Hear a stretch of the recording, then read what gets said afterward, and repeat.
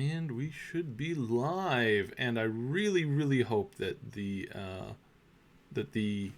audio is set up properly on my. Nope, there. I caught it. Okay, cool. All right, welcome to the show, everyone. This is the community podcast with LastKnownMeal, Hello, it's good to be here.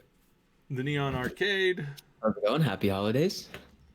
and the Madqueen Show, who is off because she's feeling under the weather. And I myself am feeling a little bit under the weather. Today we have just kind of catching up on some holiday news and just the general stuff. It's not going to be too long of a show. But we do have some interesting stuff in that we have a confirmation that action figures are a thing. And I was going to start this out by doing an 1980s ripoff of a action figure cartoon type, like the Saturday morning cartoon commercials that you see where it's like the G.I. Joes and the I forgot all of the action heroes that you had back in the 80s. Mm-hmm. You had The Mask. You had Dick Tracy. That was one I totally forgot about. What about Spider-Man? Yeah, you had lots of Spider-Mans. You had lots of like He-Man and like other stuff. He-Man. You also had there was one that kind of like tons of Ninja Turtles, right? Mm-hmm. But you also had a whole bunch of like other series that I had never like either heard of or seen before, including Sharkman, where a bunch of these action heroes were like, looked like sharks and they could bite stuff and rip sharks. Stuff and Street sharks. Yeah. I never saw the show. I was like, oh, this is weird. How have I never seen this before? But yeah, it's like this has been basically confirmed now. McFarlane Toys is making it. Yeah. So I'm stoked by this because I think when you have action toys being made by big like solid companies, it means that the thing has like there's enough like market like research that goes into this stuff saying, hey, this is going to be a big thing. We should get into this. This isn't a small run. It's like they're prepping this stuff for a pretty big audience and pretty big order. So I suspect that things are going to improve and that they see a lot of like collector possibility in this, which means that I think that the overall markets are saying, yeah, this game is gonna rock. Mm-hmm. So what's the average age of someone who gets an action figure or figurine? I think it's pretty middle tier. Like I think it's like the average age is like somewhere in the 30s. Because it's just something that's such a collection iconic type thing. Like for example, you have like a lot of the older series of like Star Trek and Star Wars. These are mostly like collector items, and most of the toys that have been bought in the past, not most, but like a good chunk go to somebody's collection, not necessarily for like 10-year-olds to smash around and put in the microwave and that kind of stuff. It's probably not even taken out of their box, right? It's just for a piece. Yeah, and I mean, and this is kind of where you do have some connection to the microtransaction type mobile games right now, like Raid Shadow Legends. Everybody everybody knows about that one. So it's probably the best example to use. So Raid is essentially it's like a fancy toy collector.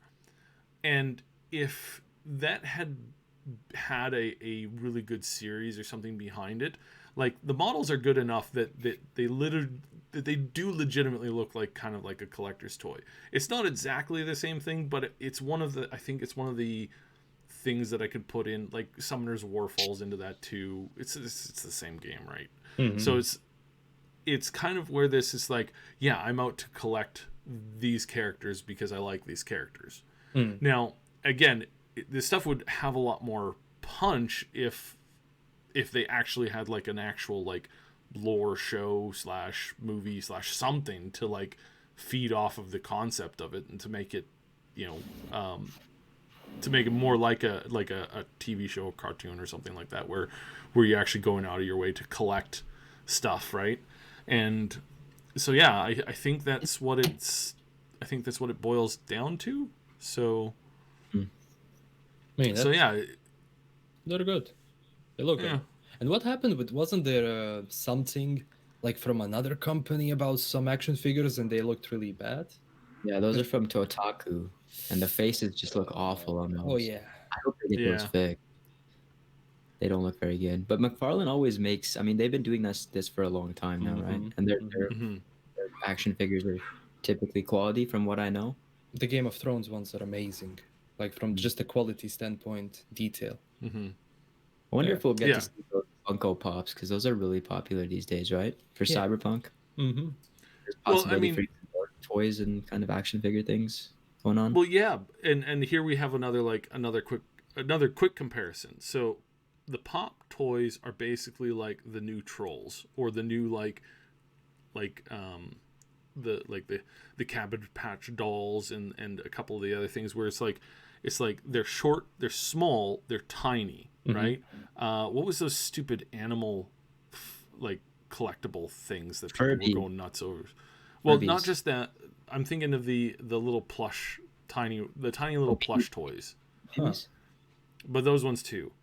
Where it's like there's this collection fever around small cute things. Like way back in the day, for at least from like my extended family, the biggest thing was, and I'm trying to remember the name of it now, but it's these cute little. They're very short. They were typically pretty small. Each one could fit in the palm of your hand. There weren't very many that were bigger than that, and they were like porcelain little dolls that were kind of like cartoonized, as in like a kind of like a Charlie Brown type slash, meets like super family friendly, kid friendly anime type thing, where it's like it's a super cute, super adorable, tiny little thing. And I'm trying to remember the name of it, but it's so long ago, and it's like it used to be a big collectible device for like for the generation or two What generation prior, is this? prior to mine. So it's like upper like boomers basically. Okay. But that used to be a thing for them too. And like my aunt used to have almost 100 of these things. And Jesus. Damn. yeah, so it's like again, it's like there is a drive for people to collect tiny little cute things, and that's where the Pop toys come in. And I think they've replaced like obviously they've filled the gap that the Trolls slash the little all of the things that fit into that, like small, fits into the palm of your hand, delicate, not a toy, put it up on the mantle and look at it type thing. And that's what the Pop toys are. But then you also have the action figure types, where it's like you have mid quality, low quality, but then you have the really high quality, the high tier, like the McFarlane does, and they're just awesome. And it's like great. And that's what you really want to see, though, I think, is stuff like that moving forward into that. It's just good for traffic. It's good for the brand of Cyberpunk. And even though I'm not much of an action figure guy, I like statues more. Even though I used to collect, I don't know if you know about the Action Man. That was, and Bionicle and stuff, that was popular back in the day.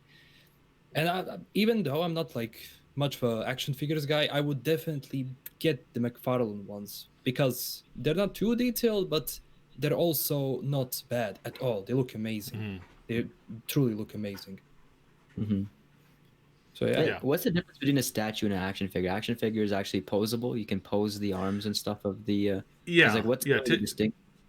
Typically action figures are, and I mean, if you're following like the hardcore 90s version, it's like they have to have an actual like actionable that they do. Sure. Like the this morning I was watching a couple of these older videos from the 80s, and it's like a couple of the Ninja Turtle ones had it so you had this ball, and they could actually like throw the ball and sink a hoop if you had it in the right place on the little mat thing that they gave you. So it's stuff like that, where it's like it actually has like some form of an action type thing, a button that you press that does something cool, and that's what the term like action figure was. Figures are basically just, you know, statues and or teddies, where it's like they're just ragdolly, right? It's kind of like actually, yeah, this is a good example. So it's Toy Story. Woody is not an action toy, whereas Buzz Lightyear is an action toy because he has the button that you press for the laser. He's got his like poppable helmet thing, and he's got his like little karate chop arm mechanic, and then you know, Woody, you have a pull string that does a line, and so that's kind of the difference as far as like toy culture and evolution went. Is the evolution started at like, hey, here's something cool that has toys and has a function and that has a surprise and it's like hello and it's like bazinga and it's like okay, right? So and these toys are kind of accelerated by the fact that they have like a deep lore, because like even going back to Bionicle, I remember they had this like backstory about it, like some volcano eruption happened or something, and didn't they there's have a these different cartoon or something? I think so. They had a big show.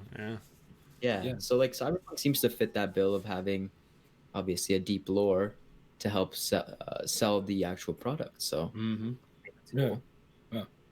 And does Bionicle technically count as Lego in a sense? I think it's made by Lego, is it not? Yeah, because that's the only thing I was collecting. I wasn't collecting Lego like building that, just these things. I think Bionicle was like for the age group that was just above people playing with Legos. That's the way it seemed to be, like maybe 10 to 15 year olds or something like that. Maybe not 15. Yeah. 7 to 14. Sure. Yeah. Let's go with that. I don't know.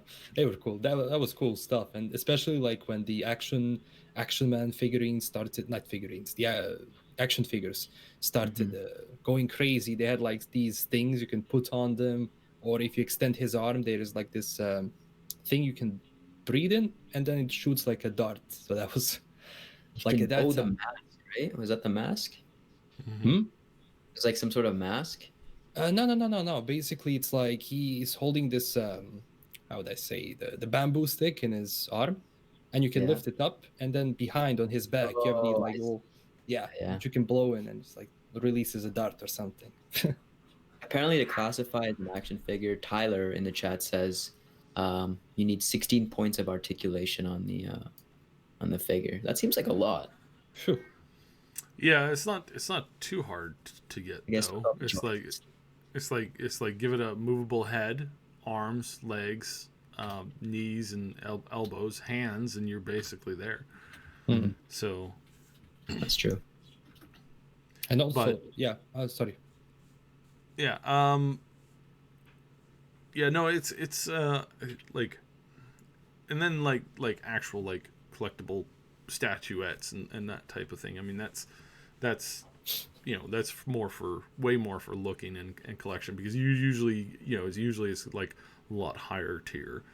I don't have any, but if I was a huge anime fan, I'm sure I would have lots and lots of those, you know, really cute looking characters with lots of personality and whatnot in a giant glass case, if I was like that, which I'm not, so I don't have that. So.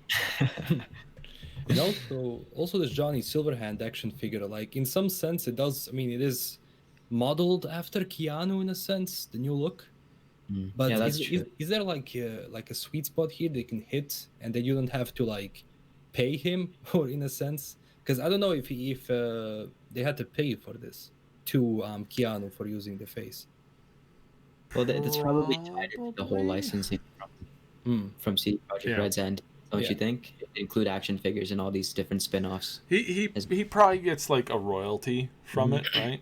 And again, this is one of these things where it's like if you're a smart person, it's like, why wouldn't you do that? Like if you were a smart person with branding, you had a good agent, it's like, okay, we're gonna listen to me, Johnny. Listen to me. This is what we're gonna do. Every time you sign a contract, they're gonna ask for a possible like making toys and stuff. We're gonna attach a franchise fee, kind of like a thing to it. So anytime that they sell any, like if the movie's crap and they don't sell any, it's no loss. But if they do make if it is good and you make a lot of money off, and they make a lot of money off toys, you get a huge percentage of that going forward.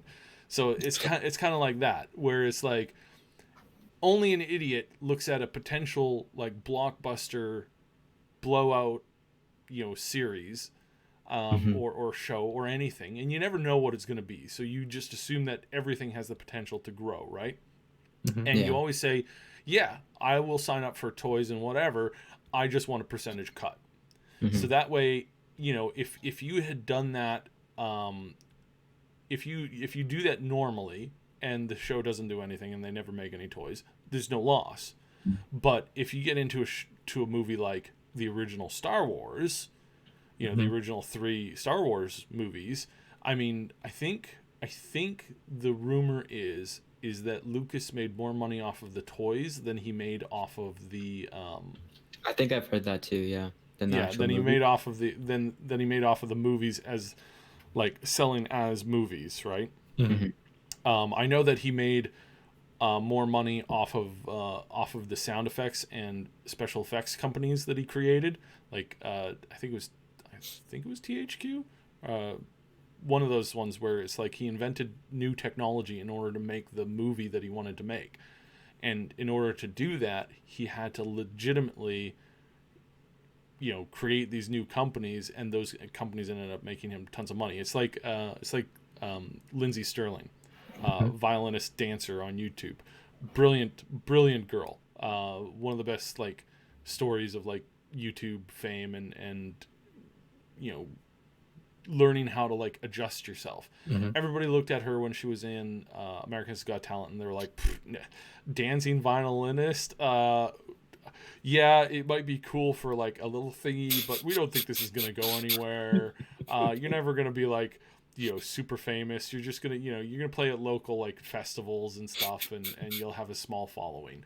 And what'd she do? Well, she lost out. She got kicked out like one of the couple steps before the last show, and so she went and she started doing stuff on YouTube, and she started having like really good success. And then she started like, hey, I need a dance company and a filming company and some audio company to do this. And they were all like, you're just a YouTuber. Like, you're just a flash in the pan. Like, sure, you were on AGT, but you're not going to do anything. So she made her own companies, and she made her own production companies. Now she makes more money off of her production and dance companies, I think, than she does off of anything that she does on YouTube. I think she still makes a lot of money through sales, through like actual selling of her songs and stuff like that. But and now she makes a ton of money off of like all musicians. Now the money is in the live shows. You make tons of money at live shows, and that's really where musicians make most of their money now. Is it's not selling of albums, it's selling of an experience of their live show. And that's where you make it or you break it. And I mean, some of these is like, I think one of the bigger, like whenever one of these like big artists do like a big thing, it's like they'll make anywhere between like 10 to 20 million per show. Per show? Yeah, per show. Oh my god. It's like okay, well, I mean, I get that if you're selling out, if you're selling out a huge like auditorium or stadium or something like that, it seems like a merchandise, and it's it's got 20,000 people in it, and your average ticket sells for $600. Dang. I mean, yes, that's true. That's 12 million bucks right there. But they do make a show. Yeah. So and it's a like it, and it's a legitimate show, right? And it's like these things are sold out. Like, I was trying to think, like they sell out 30 and 40,000 stadiums all the time. And so again, if you're charging, like, last concert that I bought tickets for, it was like $500 per seat. So it's like, yeah, and that was for like upper level. So I like for like close front end stage, like some of those tickets are upwards of like $2,000 to $3,000 a seat. So, Yeah, it's like that's what's going for. But yeah, the Lindsey Stirling did that marvelously, where she created her own companies, and now her companies are doing other things, and she's got an eye for talent where other people didn't. So now she's able to like actually make she makes a lot of money off of that, and brilliant idea. Same thing with George Lucas to wield this all the way back. So a smart actor with a smart talent agent is going to say, hey, look, there's this new video game coming up called Cyberpunk, and it's made by these people who took the Witcher series, which was this no-name book series from this decent but pretty much no-name author from a small tiny little country in Europe. And they weren't really famous, they weren't really skillful, they were good written books, but they weren't popular or mainstream by any stretch of the imagination. And they took that and they made it something that's so big that now you got Superman acting as the lead, and giant Netflix series show that's done really well. It's like, of course you want to say yes to that, because if you say yes to that, again, 10-20 years down the road, that might equal as much money as having done a whole like high profile movie or something like that. Yeah. It may end up being worth for Keanu Reeves just the toy contract in and of itself, again depending on how popular this series gets, and how many iterations of it there are, and how many times he's involved in some of the art and some of the stuff going down into the future. There's a good chance that we're looking at like he's gonna make millions off of this, probably. And realistically, who wouldn't want Keanu Reeves on their desktop? Yeah. I mean, it doesn't even have to really be Johnny Silverhand. It's Keanu Reeves at the end of the day, right? Yeah. Aren't there John Wick action figures as well? So it's not like this it's first kind of thing. Oh, just for the deal that he made with Fortnite for the John Wick thing there. I've heard rumors that he made more off of that than what he's made off of the John Wick movies themselves. What? So yeah, and again, I wouldn't be shocked. I mean, you got like you got hundreds of millions of people playing Fortnite, and that John Wick skin back in the day. Yeah, and I mean, I'm pretty sure you can still buy it from time to time. I might be wrong on that. I think you can, but I think if it shows up in the store as like, hey, and this is the other thing in it, right? This is why Epic has moved towards this thing where it's a direct buy, because then they know what's popular, while they're sure that if they have a loot box and you're rolling loot boxes over and over and over and over again to get a certain set of legendary items or special looking things, it's like you can know that they're going for something in that field, but it's a little bit different. See, when you have a sports game and you have a sports genre game, it's like you're looking at that and you're going, okay, people just want to fill out the roster.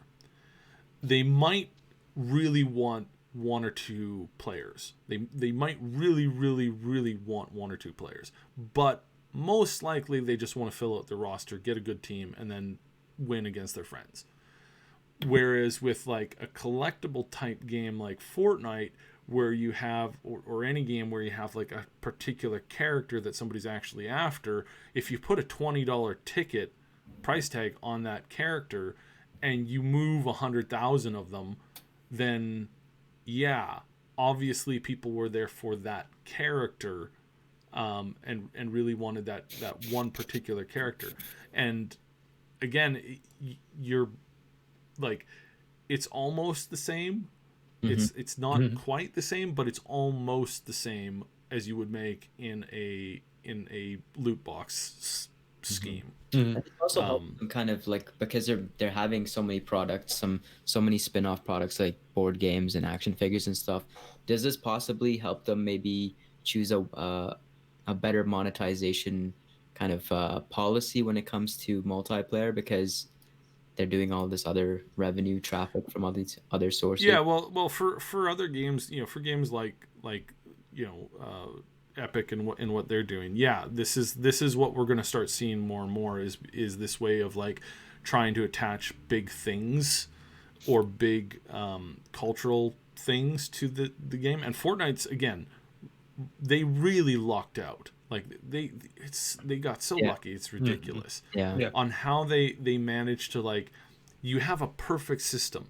Any movie, any video game, any other thing that comes out, you can just replicate it, throw it into your mix mash of a thing, right? Fortnite doesn't actually, like, they do a good, decent job at storytelling. And I know some people that work at the Fortnite side of the company, of the Epic company, not the Epic Store side of the company, even though I know some people there as well.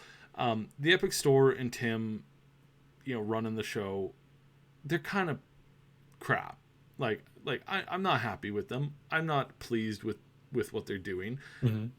It kind of disgusts me a lot, right? But the company that makes the engine, the guys who make the engine, they are solid people. They have always been solid people.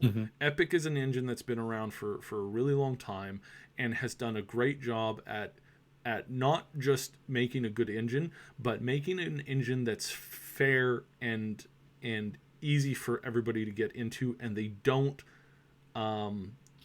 censor people using their engine. There's lots of adultish type games that are made on the Unreal Engine that some people would say, you should shut this stuff down, and certain busybodies might be tempted to do that, right? Moral busybodies.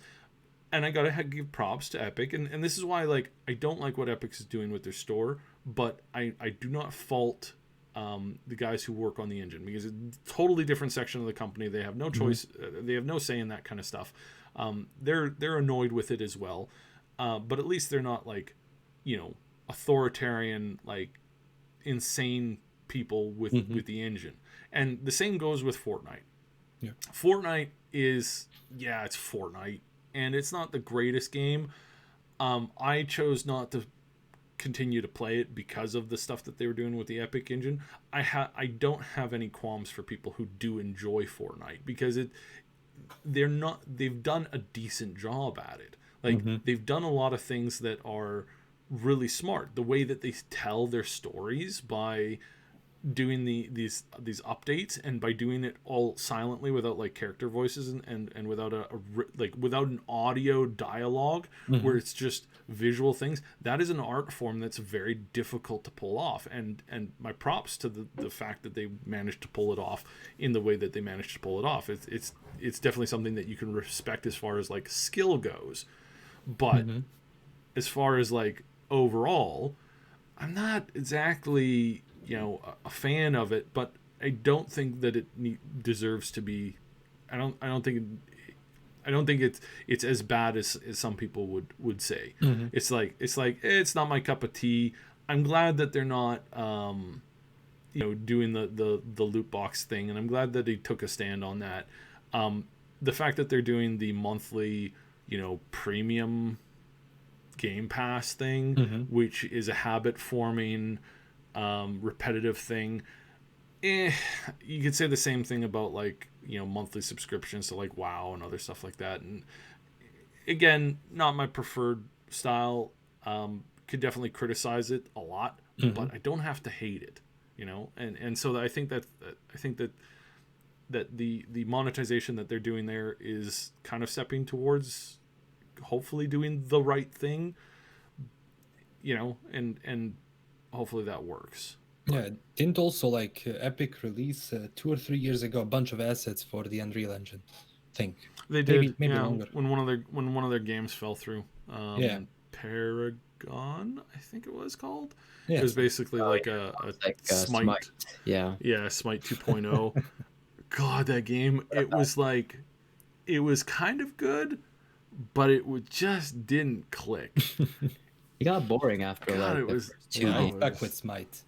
I was stuck with Smite. It was awful. They still have, like, a hard community, though. They do online games. Yeah, most online games they usually get that, and it typically boils down to community. If you got a good community in a game, then people are going to show up and they're going to support and they're going to like, find joy in it.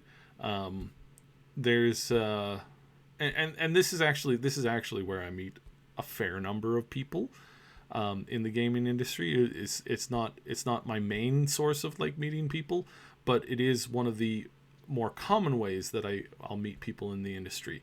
I'll play a game like WoW or like some other MMO where it's not a popular game by far, right? Like WoW's popular, but I mean it's like just generally it's like I can't name this one, but I've been playing a game in the last like little while here, and it's like one of the people who plays it is a fairly connected developer working on another major title. Why are they playing this crappy game? Because they like it. It's just like 76. It's like, yeah, there's a lot of criticism to be given for 76. A lot of people hate 76. A lot of people hate 76 with a burning passion, and there's justifiable reasons to absolutely hate it and to give the developers some crap on it. It's not Bethesda, and I want to make that absolutely clear, is like Bethesda Game Studio did not have as much to do with the making of that game as it's been reported. And a lot of people want to blame Todd Howard for how 76 ended up. Todd Howard had little to no control over the aspect of that game. Bethesda Game Studio helped them solve the Atlas problem, and that was it. Other than giving them some assets and helping them with some like minor coding points and highlights, it's been a different studio who's been working on that, and a different head of a different portion of the ZeniMax company has been overseeing the whole process. So again, it's like there is more going on than what people immediately see, but because you only hear the cliff notes, right? Then you only hear is like boo Bethesda. And it's like, yes, boo Bethesda, absolutely. They should be more vocal on this. But again, they're not the people pulling the strings on this particular case. They're the vocal, and they're who you see at the end of the day. And for that, you can't blame people for saying, well, Todd's being crap at this because whatever. But there's more going on than what most people see and what most people can understand. So yeah, in that case, this is one of these ones where it's like you meet a lot of people in the industry by hanging out in games where people actually like to play them. And why I brought up the 76 thing is because there's a person who loves making hate videos on 76. I mean, who doesn't really right now? But there's one person in particular where they said recently, and I'm not giving any hints as to who this person is. In a recent conversation, they're like, as much as I hate 76, it's actually kind of fun. I just wish there wasn't, it wasn't as buggy. But here they are making hate video after hate video after hate video, but they actually find the game fun. Why? Because the general idea of Fallout and Skyrim are fun games. They have fun gameplay. They're just really bad when the studio releases them, which is why there's mods, because mods fix the vast majority of problems and issues that you have with the games, which is why the best thing they can do for 76, I think, right now is release private servers modded so that you can do whatever you want with them and that the community can fix the damn game. Right now they've been saying, oh, no, we've got this, we'll fix it, and they keep making it worse and making it worse and making it worse. It's like, dudes, hand over your creation kit to the community. Yeah. Give the community the access to have their own private servers with their own access points, and you will fix your game literally in the next 6 months, and in a year from now, everybody will be happy with the game. Just stop doing it. All you need to do is make assets and make tools to let the community fix the damn thing. And that's it. And they will. And they will, yeah. and this is why I encourage any game. Really encourage, CDPR is like put out mods. It's not that your game. You're not Bethesda. You don't need the community to fix your game, but your community will create life in your game past what you can expect, and this will not dampen future sales of games. I mean, if this was the case, Fallout 4 would never have sold more copies than Skyrim, because Skyrim was, already had this huge, massive, modding base and community behind it, and nobody would need to play Fallout 4 because y'all have Skyrim. It's not the case. Modding never replaces your future content, never replaces your future titles, but it does make your future titles more profitable. Yes. And some companies don't understand this. Some developers don't see how this works, and they're too what's the polite word, stupid to understand how this mechanic works. But that's them, and right? The worst thing is, because the thing you said, like make private servers and then let the community play with them, with the creation kit. If they did that from almost the start and they licensed the servers, they could have made much more money and popularity.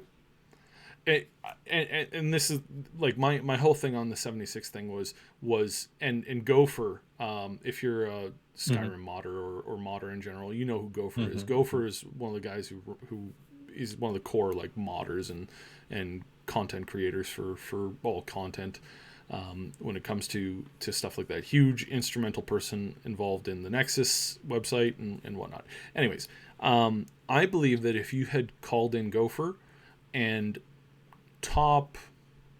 given the offer to the top 20, let's say the top 40 modders for Fallout 4, if you had called them in, sat them down in a room, said, we're going to give you guys access to the code, we're going to give you guys access to the beta server, and you are going to be able to make changes, offer alterations, tweak the code, unlimited, we're going to pay you guys a bonus for this for 3 months before release. I swear that game would have come out in a very stable, very manageable way, and it probably would have ushered in a new age of developer / community relations. But they will never do that. But they didn't do that not because Todd didn't want to. Again, not because of the people who you automatically assume are connected in this. I've talked about this on the podcast and given kind of hints to this. We're doing an investigation right now, and what we're finding out is there is a lot of weird stuff going on at ZeniMax, Bethesda, and Bethesda Game Studios. There's 3 separate companies with various levels of control. Todd has control over Bethesda and Bethesda Studios. He does not have the ability to walk into ZeniMax and tell anybody at ZeniMax what to do. But ZeniMax sure does like putting all of their problems on Todd and Pete. And again, this can sometimes be good, and this is sometimes justified, and other times it's not. And we're starting to see that in this case, what we're starting to see is that it's not justified. But Todd and Pete can't actually say anything because they're told not to.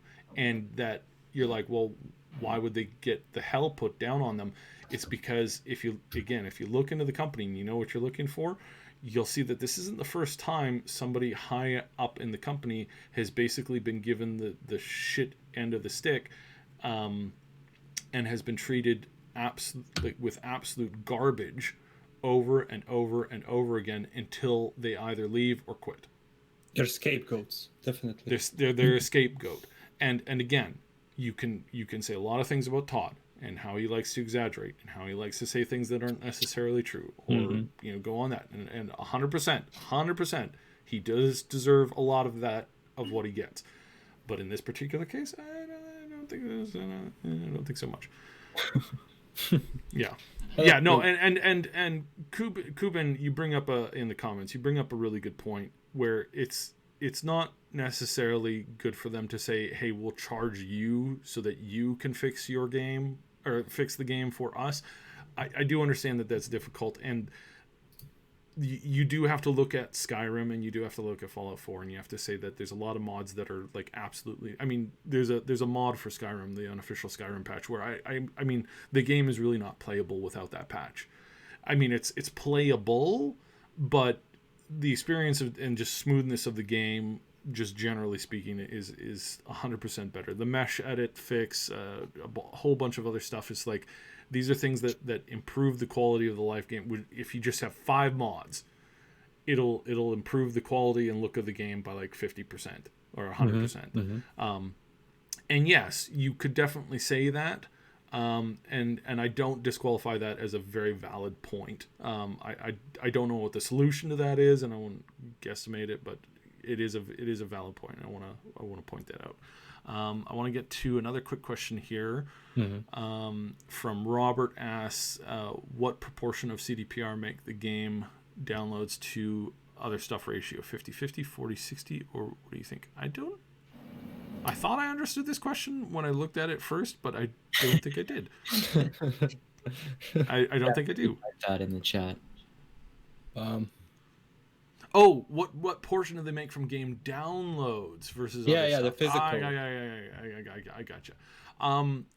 They're branching out for sure, and that answer is different. That answer is probably different every quarter that you look back at the company, and it's probably changing quite drastically. Now, again, it might not be much. I think they only made. I think that GOG was only like between 2 and 5% of their income in previous years, and that they're obviously wanting that to get a little bit higher. But I think that in previous years they never made very much off of merchandise, right? But now they have this huge merchandise thing going on right now. They didn't have the official merchandise store, yeah.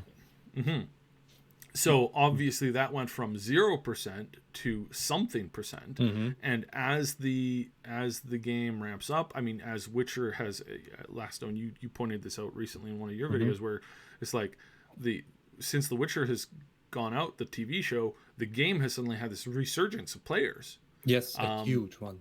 Actually. I hopped over to again, tying this into the previous thing, I hopped over to the Nexus, and the Witcher modding community has had a sudden surge of downloads and stuff like that too. So I think, again, this really showcases that CDPR is very quick on their feet, and they're very smart with moving in new directions and catching up with important stuff. So I think 100% going forward, we're going to see this constantly changing. This brings into another question that I had that I can't find it, but a question as to mini games within the game, and that kind of leads to the question of the app game. Again, we know that they have mini games planned. We know that they have been doing a lot of hiring. We've been saying that this is a rumor for a very long time, that they're working on some kind of an app game to complement Cyberpunk.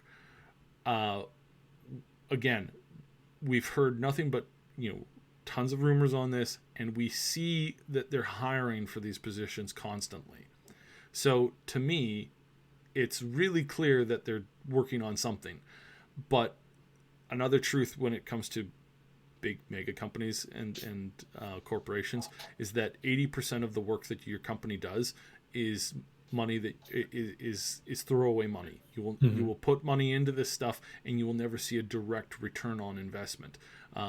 We look at old Blizzard, not new but Blizzard, but old Blizzard, where less than 50% of their games ever got past its alpha stage. And the primary reason for that is because they wanted quality. They wanted to make sure that they didn't just release games for just the sake of releasing games. They want you to take a game and actually have a good experience with it. They don't necessarily need you to. They're not going to throw out a game just cause, right? And I think this is very, very true with CDPR. I have no doubt that they have worked on one or more app games. I have no doubt that they have worked on many mini games within Cyberpunk 2077, and I have no doubt that we will see some of this stuff. I have, without a doubt, know that we won't see some of the stuff because it just didn't translate well. And this is what we had with the first iteration of the multiplayer. The first iteration of the multiplayer, they 100% intended to release with the game's release, but at somewhere in the last like 2-3 years, they basically said, this isn't going to work, and it's not going to be as good as we want it to be. So we've decided not to put it out with the general release, and to have it follow up and have like actually focus on like good stuff, proper stuff going forward. Yeah, and that's the first multiplayer release, right? So they kind of want to do it right the first time instead of have this. They have to. They have to, in a sense, because CD Projekt right now, they're in a very good position because they expanded the Witcher brand to the point where Netflix picked up the show. And Netflix did something that I honestly didn't have high hopes that's going to do. This create such a huge boom. And in a sense, that it created its own identity. And that's important because now people, when they see the Netflix show and when they see the games, they see two different things. And that's good because, as you mentioned, CD Projekt, like the Witcher 3 and the Witcher 1 had a rise in popularity. The Witcher 2, not so much. I think the Witcher 1 because of the Striga story, and the Witcher 3 because the Witcher 3. I don't know why the second one didn't get that much, but generally everything goes on in Netflix The Witcher in the next 10 years because they're planning 7 seasons, even more. That's going to be good. Yeah, that's going to be good for CD Projekt. There's also the fact that you have this big budget actor attached to The Witcher. So in a similar vein, Cyberpunk 2077 is going to have that, right? So the exposure, like this Netflix series could have been just overlooked so much because Henry Cavill was not going to, if he was not in it, it would have potentially gotten overlooked, right? But because he's in it, it gives it that much more exposure to people who don't really know about the Witcher story. They like him from Superman or something like that, and they want to watch. You know what's really funny? So one of my siblings was talking about like, oh, I watched this Witcher show. It's really good. And I'm like, oh yeah. I pulled up the that video that CDPR did not too long ago, where it was the thank you from the Witcher guy, from Geralt and everybody at the club, everybody at the inn or whatever. The camera's walking around, and he's like, thanks for all the thanks for all the fish, and I showed this, and they went, oh, that's a really weird like version, like CGI. Why'd they replace the guy? Why'd they replace Cavill? It's like they didn't replace him. This predates this stuff, but it's just a funny reaction to suddenly see like, people will go, they're now starting to experience the games, and they're starting to go, oh, okay. But I think just overall, I think this is good for both of them. And I don't respect the writer of the Witcher. I think I think he's kind of let stuff get a little bit to his head, and he still says that gaming is not a medium for storytelling. It's like, dude, I can't respect somebody who thinks like that along that level of stupidity. Incredibly old school and old fashioned. Yeah, and I mean, I don't hate him for it, right? Like, I don't hate him, and I don't disrespect his work. I respect his work. I disrespect, and I don't directly show him disrespect, but I'm not respecting him as a creative person. I can respect his work, but it's like an actor who comes out and says something that they really shouldn't, that they really have no business in commenting on. It's kind of like that, where it's like yeah, you make good movies, but please just shut up. Like, you don't know what you're talking about. And I get this a lot in like the industries that like I do analytics and stuff for, is like, it's like I hear people all the time open their mouth, and I'm like, just shut your mouth. You have no idea what you're talking about, and you really, really don't understand what's going on here. If you did, maybe you wouldn't have lost out on the last like big everything, like, constantly. But and this is just one of these things where it's like you shake your head and you try to you try to be civil and like, absolutely not calling him out as like, you know, a big idiot or anything like that. Just saying that his perception on gaming is kind of stupid. Yeah. It's a narrow-minded perception for sure. But It's very narrow-minded.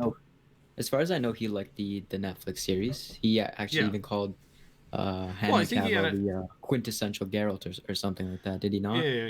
Yeah, he did. Which is an insult to the last two people that have played Henry Geralt. based the character a lot, like the voice. He based it off. He was inspired by Doug Cockle's performance in the Witcher games. I don't think he got any credit, did he, Doug Cockle from Sapkowski? No, I don't know. And it just seems rude because he and this is where my issue is. Again, not you know, wanting to cause too much of a thing on this, but it's the fact that he doesn't showcase, like, he doesn't show any respect for the people who helped make this stuff work. Like, not just CDPR, but the incredible acting skills of, you know, of Geralt in the game, the incredible acting skills of many of the other characters of Ciri and all those voice actors. He just blows them all off like they don't matter, like they're just not good. And you know, and you know, we've talked about how, like, I know a fair number of voice actresses and actors in the industry, and they get this a lot too, and they're like, oh yeah, you have to get used to it. A certain voice actress told me, she's like she'll be at some like big Hollywood thing, where she'll have actors and like directors and people walk up to her and say, excuse me, I don't know you, in that like pompous, self-congratulatory, like, excuse me, you don't register on my radar because you don't work in this. And she's like, yeah, sure, I'm a voice in stuff that they don't deal with. I'm, you know, often she does a lot of like dubbing work, and so she's like, yeah, I'm another voice on not the main voice track of a show series, but it's the rudeness of like, oh, you're not a Hollywood A-lister, so therefore you have absolutely no respect from me whatsoever. Who are you? I don't care. And it's just this kind of stuff. And this is kind of how I see him reacting to some of these people, and it's very, very rude and unnecessary considering everything that is. That the only reason why he has this new gig, why he has the success that he does, is because of the entire team that put his creation to the fans.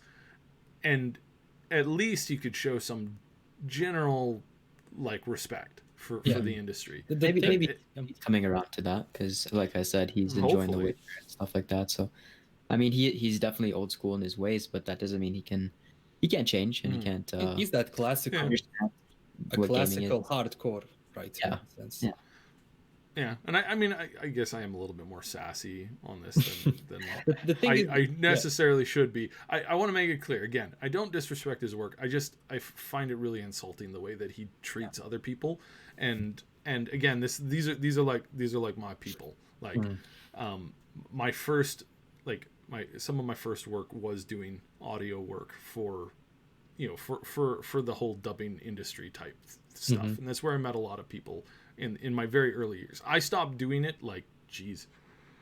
15 years ago, so I am nowhere connected in the industry as doing dubbing and voice work anymore, period. A very, very brief small stint, but it's like I was in there when a lot of these other people, some of these voice actors and actresses, this was their first gig, and it was like, you know, and yeah, our paths diverted, but now we ended up swinging back and forth to each other, you know. And we have the voice of V, the female voice of V on our channel. You can look that up; it's pretty cool.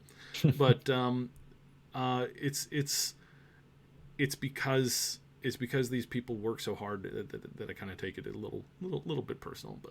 But hopefully he changes and manages to kind of grow up. Yeah, but that's sorry, go ahead. No, you could. But then after you. I was gonna say, in contrast, we have Mike Pondsmith for Cyberpunk, which is kind of the complete opposite. He wants to Oh be yeah. involved. Sapkowski didn't even want to go to the CDPR studios when the game was being made, and Mike Pondsmith is integral into the development of the Well, game. they have a So, I different mean, background in a sense.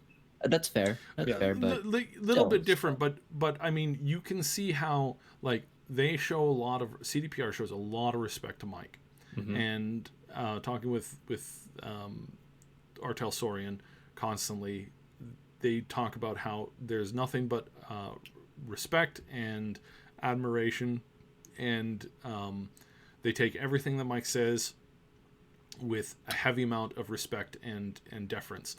And if they do that for Mike, I suspect that they offered the same thing to the Witcher writer. Probably 100%. right. So, yeah. Yeah. So I don't think like so I hear every once in a while somebody else saying, oh well, they didn't treat him with respect. I'm like, no, that's bull. That's bull. They invited him They for did. all these events and stuff like that. They reached their hand out. They even, when they were going through this whole struggle with the lawsuit, they were quick to want to nip it in the bud, right? So Well, and I mean, part of it is that now I have zero respect for lawyers in most cases. I don't think Not many all people lawyers, do. I don't think but people do. lawsuit lawyers. Like there's a lot of lawyers they do very very important work. You know, litigation, creation of laws and rules and things that help society move on. But the personal lawsuit lawyers, oh, that's just some level of special hell that they're going to. These guys started the lawsuit by basically demanding almost everything from CDPR. Because again, not that they actually wanted that or they're actually going to win. It's just, it's just their starting position. It's like you violated our client, so therefore we're going to sue you for everything that you have. And really they only want like, a couple million. But it's the fact that they're like, and this is the other fact. It's the fact that if they could get away with it, they would. Of course. If they could get away with sinking an entire company just to get a bonus like million in their bank account, not all lawyers, not all litigation like personal lawsuit lawyers would do this, but most of them would. If they found a way to sink your company, to bankrupt you, and to destroy everything that you ever created, that they would do that. And one of the best examples of this is probably the whole DeLorean car industry, or the car company, the guy who made the DeLoreans. The same thing happened there. Is lawyers found ways to lie and to create falsehoods, and they destroyed his entire company, took everything he had, destroyed his dream, just for a paycheck. And it came out afterwards, and I don't think any of them have ever really been held accountable to that. So, yeah.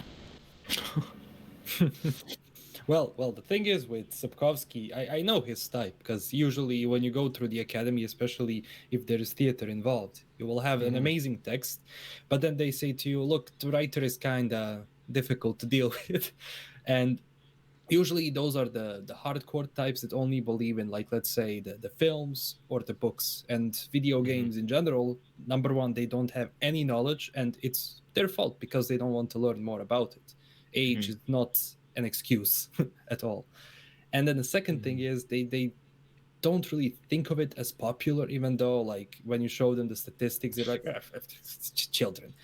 So yeah, and I think that even though with all these lawsuits, I'm glad that at the end they kind of reached the conclusion which benefits both sides, CDPR and Sapkowski. And now they probably buried that forever, because I'm guessing the new contract is especially. Yeah. Just K says, ask a quick question here, and I have heard that before. I do not know if that is accurate. For sure, I don't want to disparage him because of the cancer treatment that his son went through. 100%. No. But I don't know if that's true. Did his son pass away from cancer? Yeah, I believe his son actually passed away. Yeah. Was it cancer? It was cancer? It's on a lot of... I tweeted about this. I think it's true, actually, that Krzysztof Sapkowski has passed, and I'm trying to find... Because it came... Nova Fantastica actually tweeted that. I'll just have to translate this, and I'll know. I was under the impression it was something sudden, but maybe I'm wrong. Mm-hmm. Yeah, and I mean, 100% as somebody who has, I would not wish anybody to go through the experience of burying a child. Mm-hmm. Is 100% no, and for sure, I don't want to make any kind of a connection between that. But and then as far as the other question that we had here as to what the new paid, James is asking, how much do we know the new agreement is for? I don't think that's public. No. I don't think it will be. I think there's rumors. I think there's a handful of rumors, and I think we'll ultimately probably hear it when they're forced to give like a financial assessment, and that'll be obviously the money that was paid to him and his lawyers, how much he got out of that from versus how much his lawyers took off the top. I don't know, because I know that in most lawsuits it averages like 25%.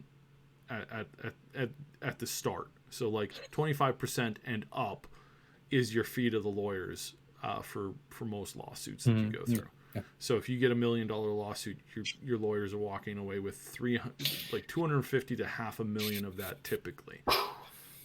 Mm-hmm. Damn. Yeah, lawyers aren't cheap. Yeah. Finished the wrong school.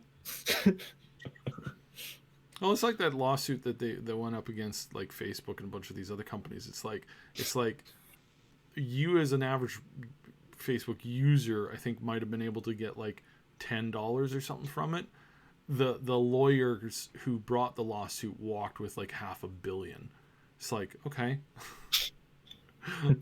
that seems fair. That seems reasonable. Random people who had nothing to do with it brought a lawsuit, did some work, won the lawsuit. Reasonably, you could say they probably spent like two. Of money is in the world. Yeah, they probably spent like $2-3 million on it, maybe tops, and their profit income from that is like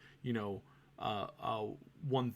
It's several hundred times back. It's like that's a good investment.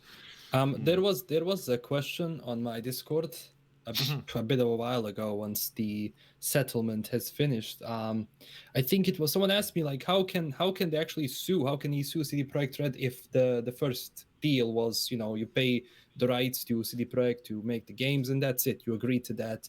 That's done. The thing is, this lawsuit, he technically, I guess, I don't know if what's with when you have the big A-list lawyers involved, but usually if you agree to that sum, that's done.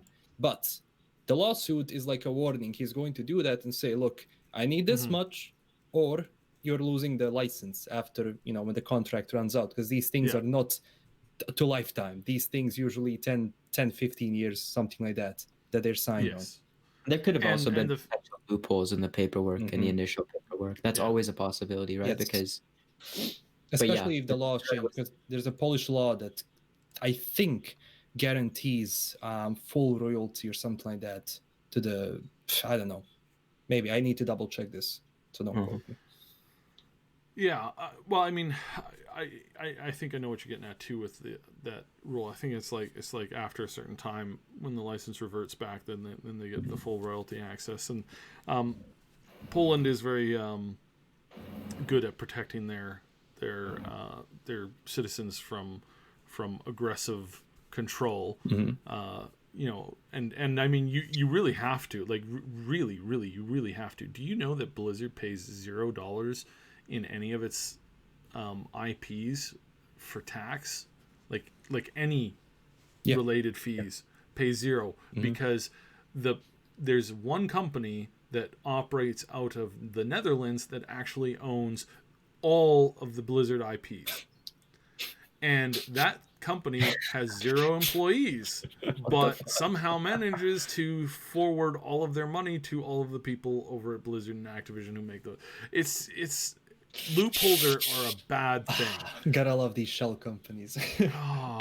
It's stuff like that should just be like this is where I draw the line. It's like no. It's like I think everybody deserves to pay, a baseline thing and to be treated fairly. And I don't think some of these bigger companies do that. So I don't want to get on a tangent. Anyway, so with The Witcher and the whole thing, the fact that they've renewed the licensing contract, I think is a big deal.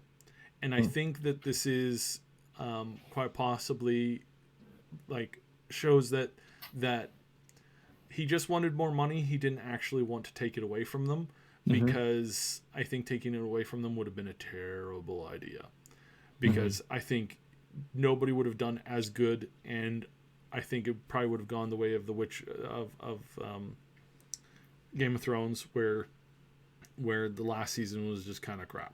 And it really ruined stuff going forward for that franchise.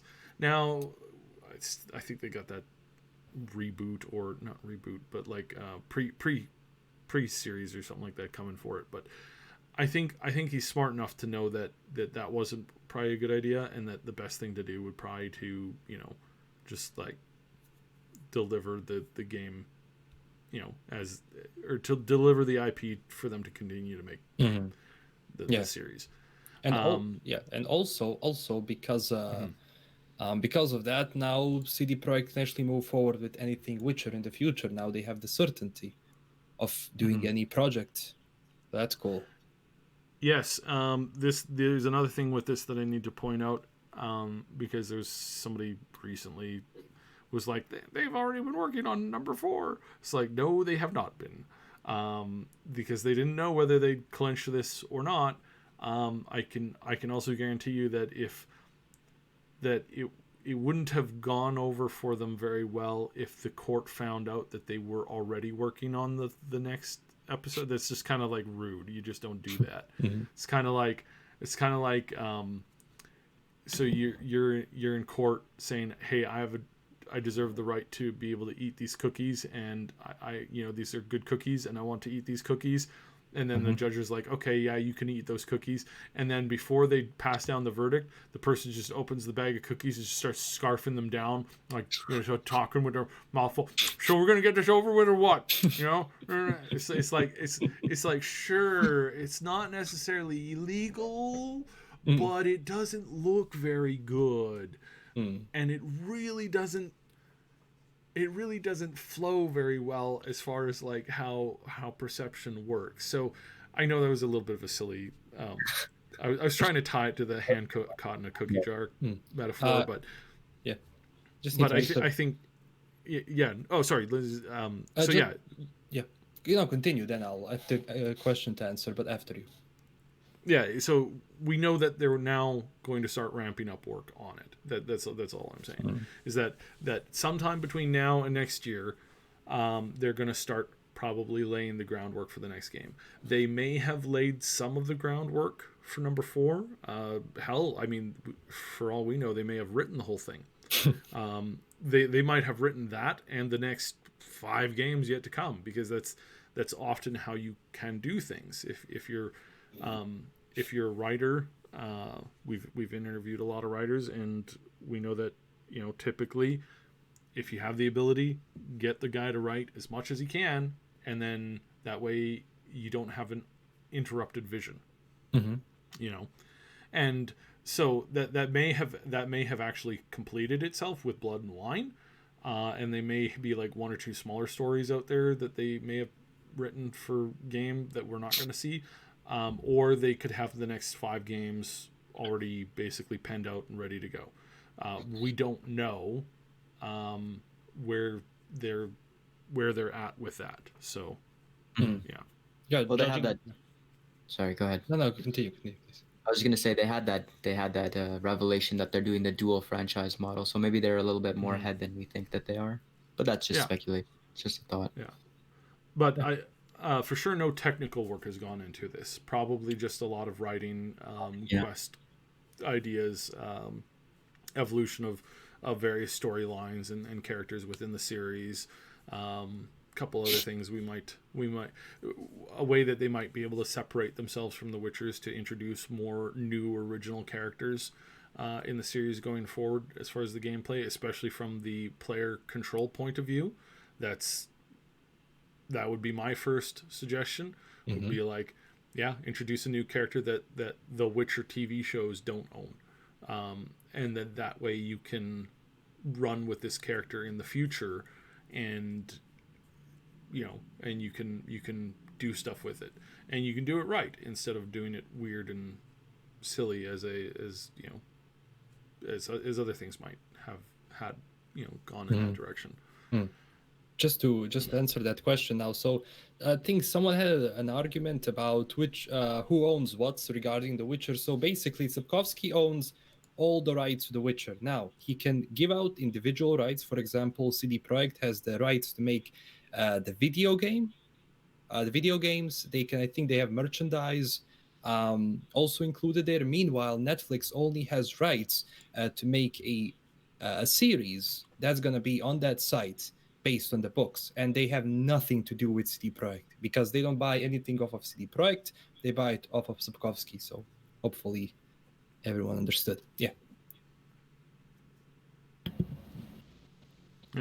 So I think overall, general direction right now is pretty solid.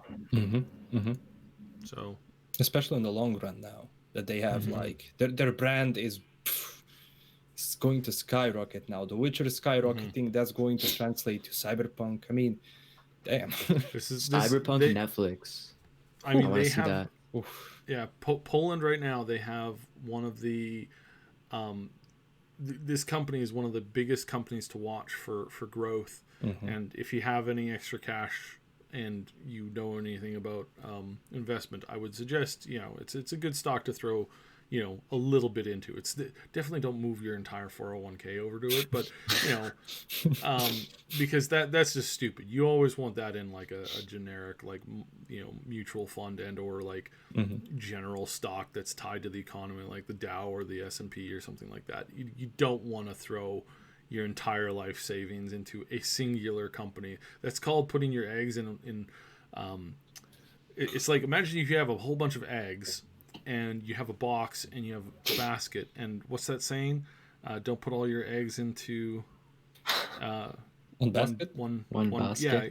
Well, I'd say forget the basket. Put all the eggs in a box, and then that way, if anything happens to the box, then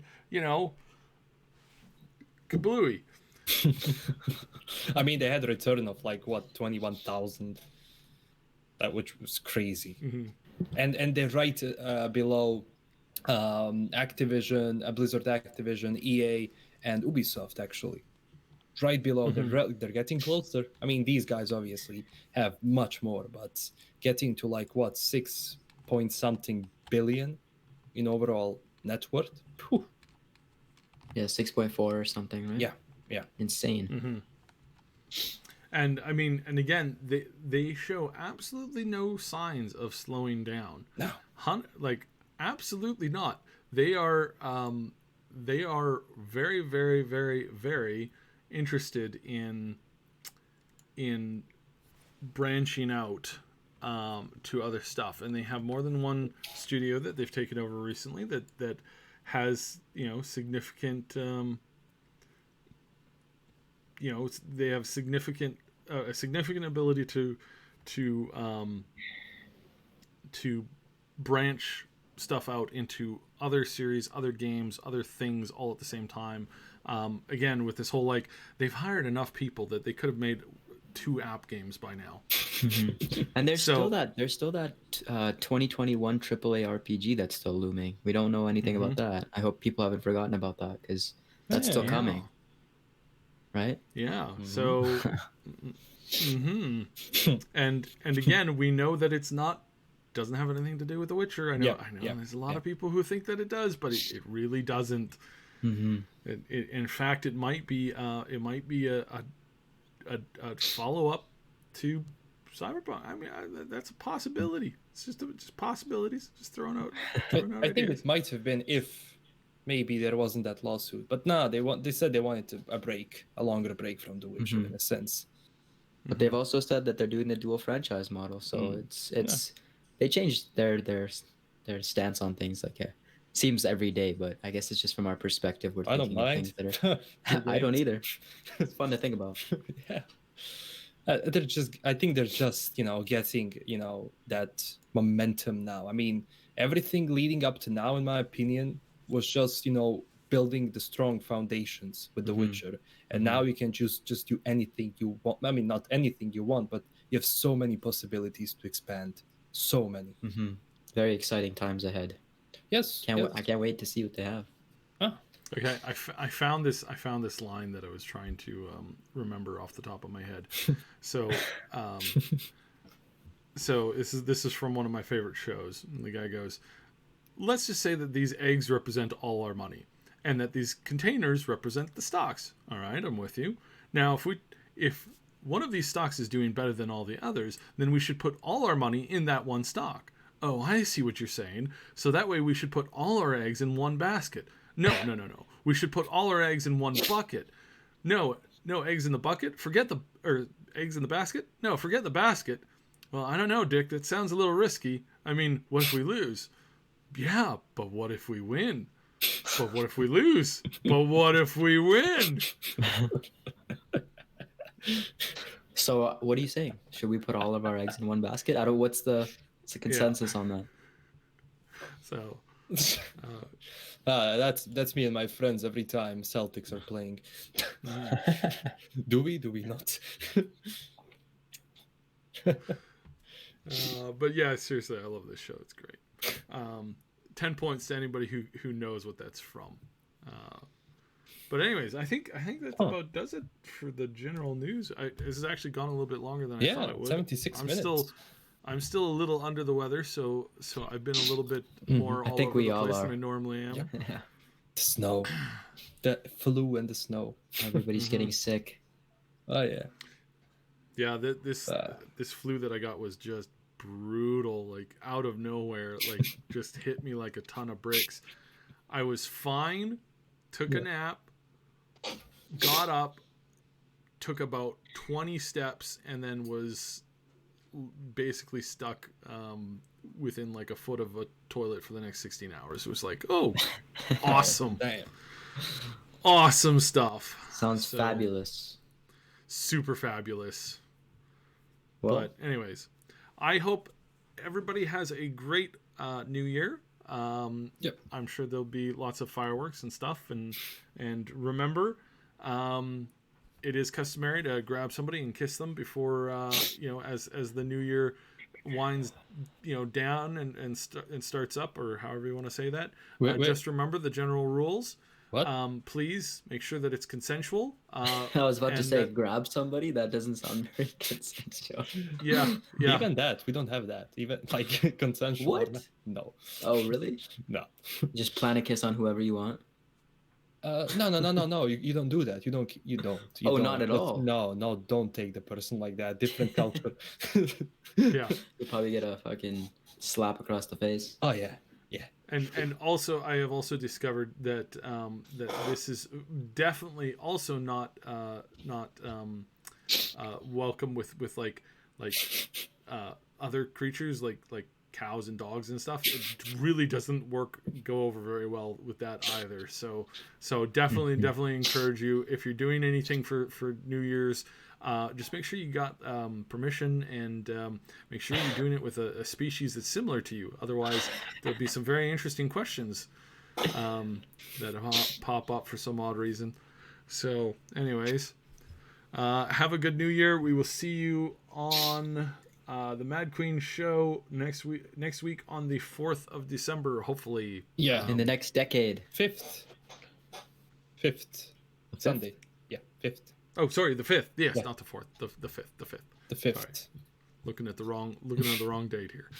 But yes, and that does bring a new meaning to the word smooching. I never did understand that. Kissing is supposedly so very, very romantic. but all it really sounds like is a cow pulling its foot out of the mud.